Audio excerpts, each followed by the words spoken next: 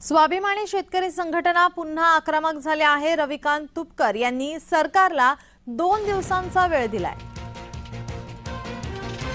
अन्यथा शेतकऱ्यांचा विधिमंडळावर धडकणार असल्याचा इशाराही यावेळी देण्यात आलाय।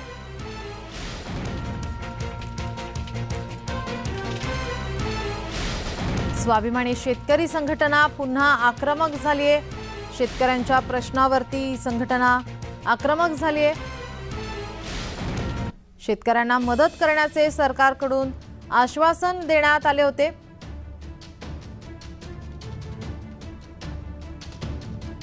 पण आपल्या शेतकऱ्याच्या लेकरांचा सुद्धा सत्कार झाला पाहिजे। कालच्या 60च्या बैठकीला सह्याद्री अतिथीगृहावर 13-14 तासाचा प्रवास करून आम्ही तिथे गेलो। मुख्यमंत्री देवेंद्र फडणवीस साहेबांनी त्यांना सांगितलं की रविकांत तुपकर जो बात कह रहे, बरोबर है डॉक्टर साहब, तुम्ही होते। रविकांत तुपकर जो बोल रहे ये बात सही है महाराष्ट्र के अंदर। मी आकडेवारी मांडली, मी गणित मांडले की देशाच्या उत्पादनामध्ये आमचा 40% हिस्सा सोयाबीनवाल्याचा आहे महाराष्ट्राचा। करण्यापेक्षा ज्या मागण्या आमच्या त्यांनी मान्य केल्या त्या मागण्यांच्या अनुषंगाने अंमलबजावणी होताना दिसत नाहीये। सरकारला आम्ही 15 डिसेंबर पर्यंतची मुदत दिली होती, अजूनपर्यंत शेतकऱ्यांच्या खात्यामध्ये रक्कम आलेली नाहीये आणि सोयाबीन कापसाच्या दरवाढीच्या अनुषंगाने कुठले आयात निर्यातीच्या धोरणात बदल झालेला नाहीये।